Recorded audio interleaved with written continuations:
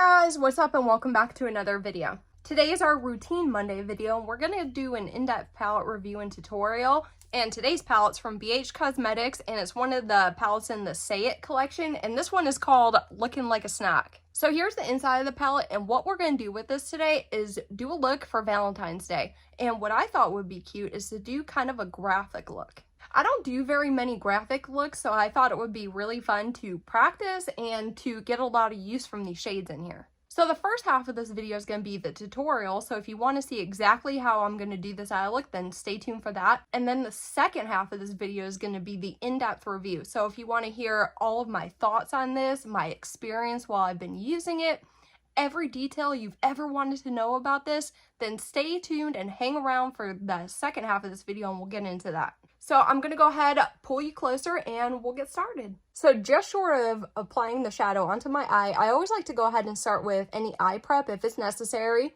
And I found out while working with this that you do not need to prep and set your eye for the best use. So of course, during the review section of this video, I'll get more in depth with, the test and all that. But as far as right now, I'm just not going to waste my time and we're just going to go ahead and work on a bare eye. So I already do have a little bit of makeup on my eye because like I always do, I filmed a little bit of videos before this. So I'm just going to go ahead and take this off as gently as possible so I don't mess up the rest of my makeup. So for this entire eye look, I'm only going to use two brushes today. I'm just going to try to keep it as simple as possible. So I'm going to use kind of a bigger detail brush for the foundation of the eye look. And then when it's time to draw the little teeny heart on the end, I'm going to use this really tiny eyeliner brush. So I'm going to go ahead into my first shade, which is called Teenage Dream. And I'm just going to go ahead and let you know that the shade names in this palette and the entire collection are very cringe. So this is the only shade in the palette that I really had to build it up. And I don't think it's because it's not pigmented. I just think it's the nature of it being a really light shade. So you guys know I always like to start in the middle. So I'm going to start above my crease. And I'm just going to follow my crease from the inner corner to just about almost the end of my eye. So I'm bringing this one down quite a bit.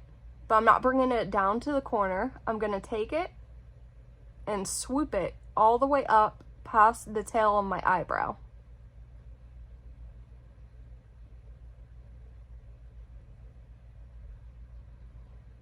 Now you can see just how light that shade is, so I'm definitely going to go ahead and build up that pigment so it's way more visible. Okay, so first line is done. We're doing 3 lines in total, so it's time for the second, and I'm going to go in with a mid-tone pink called You Up. And fun fact, this entire color story was centered around this fuchsia shade. And this time I'm going to start from my inner corner and just bring this below the first shade. But I'm going to come up higher with this one.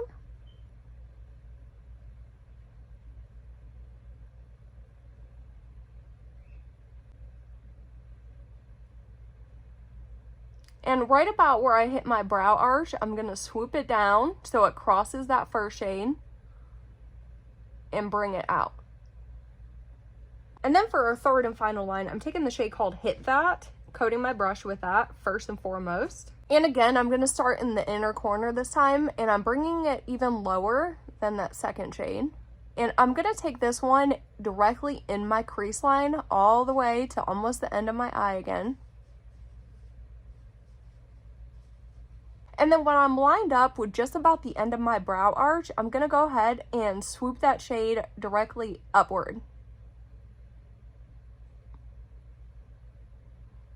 So what I did when I originally did this look is, obviously there's some shadow that just is on your eyelid. So I'm just going to take my brush and soften that shadow just so it's not so harsh.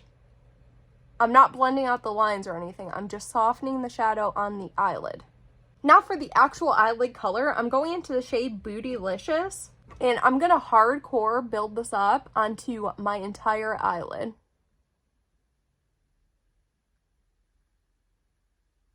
And now for the very inner corner of the eyelid, I'm taking the shade Yummy, which is one of the metallic shades. And you can use these wet or dry, whatever your preference is, but I'm just using mine dry.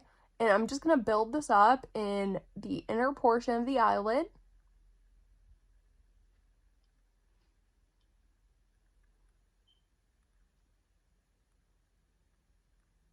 And then once I built it up as to where I'm happy, I'm just going to go ahead and give the edges a blend inward. Okay, so now I'm taking that little teeny eyeliner brush and I'm taking the shade Fat, and we're going to go ahead and draw that little heart symbol on the edge. So I like to use a wet brush for this, but you don't have to if you don't want to. And I'm going to go ahead and start with a circle the best that I can.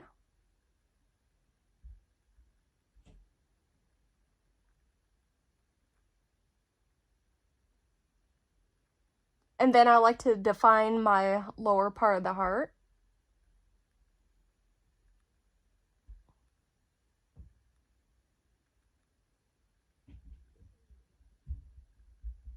And then from this point, I focus on the top curves.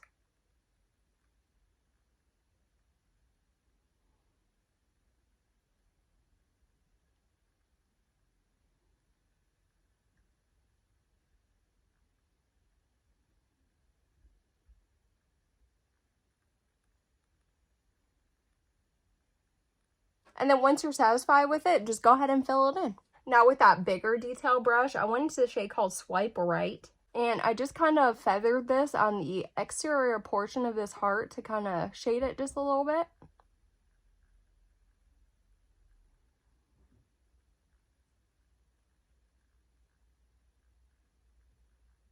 And just like that, we're ready to start working on the lower lash line. But before we put the shadow on, I'm taking a black eyeliner and lining the exterior about a quarter of the way. Now for the lower lash line, we're going to use 3 colors, and we're going to use the same exact colors we use up here to kind of have some balance on the lower. So the first shade I'm going to take is that Teenage Dream shade, and I'm going to go ahead and put this on the inner third.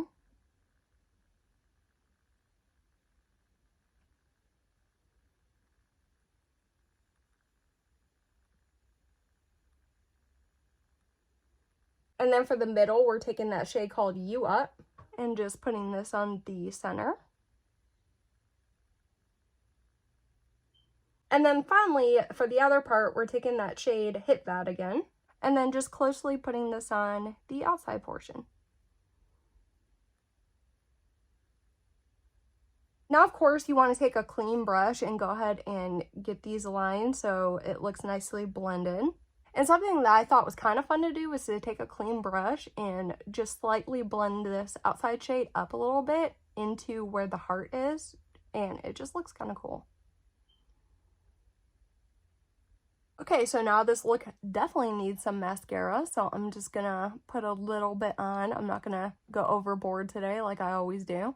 And here's the entire graphic Valentine's look with mascara on. I think for more of a graphic look, I don't think it took very long. And as for me, I'm typically not good at graphic anything, so I'm happy with how this looks. I think it's a really fun look, and it is something that I would definitely wear for Valentine's Day. So with all that being said, let's go ahead and move right into the review. Alright guys, I am so ready to get into this review. I have a lot to say about this palette. So the first thing that I always like to talk about is the palette's packaging. So here's what the palette looks like when you hold it upright. As you can see, it is upside down. So the reason they did this is so when you actually hold it open, it's right side up, but when you look at it head on, it's definitely upside down. And I personally don't like that. I understand the concept, but I just don't like it. The packaging itself is a very, very standard cardboard packaging, and all the information that you would ever need to know about it is located on the back, so you do not need to keep the exterior box. When you open it up, you do get a little mirror inside, and this palette can fold all the way back, which is very useful if you need to hold it in one hand. So this is a 9-pan palette, and you're getting 1.33 grams of shadow inside each pan. This also does contain pressed pigments, so if you're sensitive to those, then please be mindful. So according to my observations, inside this layout, you're getting 5 different mattes,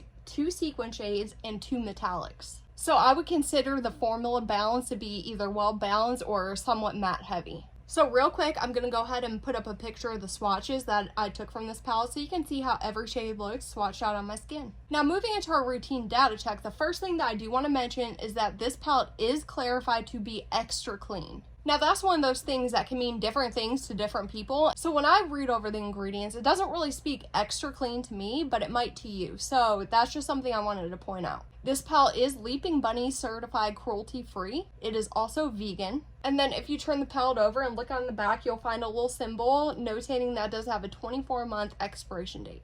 So moving into the cost evaluation, if you went out and bought this palette as it is today, it would cost you $15. Breaking that down a little bit, it comes to $1.67 per shade. And furthermore, breaking that down, it comes to $1.25 per gram. So either way I'll look at it, cost per shade, cost per gram, it's still relatively affordable compared to other palettes I've previously reviewed.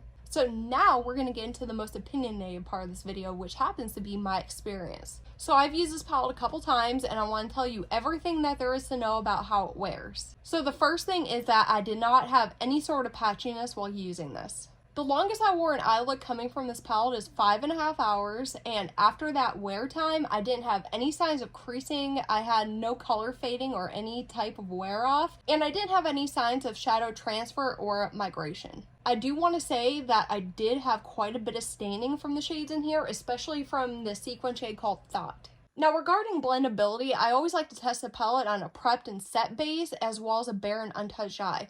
And as for this particular palette, it doesn't matter which side it was, it worked the exact same in both situations. So if you're going to be using this, it obviously won't hurt if you want to pop in an eye primer really quick, but you definitely don't have to get the maximum impact and the best blends from this palette. So all the mattes in here are going to give you a tremendous amount of kickback. Now as for fallout, every single shade that I used in here, I got a ton of fallout with. Now, the metallics in particular have some really tiny loose mica particles, and they do not easily dust away. So I would definitely recommend doing your eyes before your base with this palette so you don't ruin your makeup. I do really appreciate the range in this palette. We have some light options, some mid-tones, and one option for depth right here, which limits its versatility, but I still am appreciative that we have one option. As far as shade redundancy, I did come across one set of shadows that look strikingly similar to one another, and I would use them interchangeably in any given eye look. So honestly, I don't see enough variation between their tone and formula to both be warranted inside this color story. I also didn't come across any dud shades in here, and I always like to point that out, especially in a smaller palette such as the 9pan, because one dud shade can throw off the entire palette, especially if it's a primary shade. So all the shades in here work just up to my standard. And if you were curious, all the shades in here are directly pigmented. So as soon as you touch your brush to your eye, you're going to notice intense color saturation. Formulas like this can be a bit more difficult to manage and control, but it's always easier if you go into a palette knowing that. So in this entire palette, you're not going to get any fun, unique, or special effect type of shades. They're all really, really basic and standard. This metallic up here called Yummy, you can wear it either as a sheer topper or you can wear it as a fully pigmented base depending on what type of brush you use and what type of application method you use. This sequin shade over here, the Thought shade, is a sequin shade, so it has a matte base with tiny suspended purple glitters in it. You could use this shade with a damp brush and really pack it on to get a whole eye full of glitter, or you can use it with a dry brush and kind of sheer it out and use it like a matte. I also attempted all application methods with the non-matte, so I went in with my finger, a dry brush, and a damp brush, and I can honestly say you can use any method that you want and they all work fine. Now, I will say if you want the most intense impact from the non-mattes, definitely go in with a damp brush. So guys, as I rated this palette this week, I gave it a B. And by that I mean, I really enjoyed working with it. I thought the formulas were excellent, but it just didn't meet all the requirements to become top tier. And of course, I have 3 final thoughts which kind of helped me come to that conclusion. Firstly, this entire packaging and theme of not only this palette, but the entire collection is very niche. So if you personally like this odd upside down packaging and the very cringy shade names in here, then this could be for you just based upon the packaging. But as for me, I just don't like it. And my next thought is you could get some dang good blends from this palette without using an eye base. And I always like to point that out because A, not everybody uses an eye base, and B, because sometimes you just don't have the time to fully prep and set your eyes. So this is a palette that'll work in any of those situations. And my final thought is that although this is a 9pan palette, and to me that I would consider this to be a small palette, you're still getting 3 unique formulas in here. So you're getting mattes, metallics, and sequins. And I can fully appreciate a palette that offers me more while being compact. So guys, that's all I have for today's video. I hope you enjoyed it and found it helpful. And if you did, please give me a giant thumbs up. And if you didn't like it, just click that thumbs down button. And until next time, bye!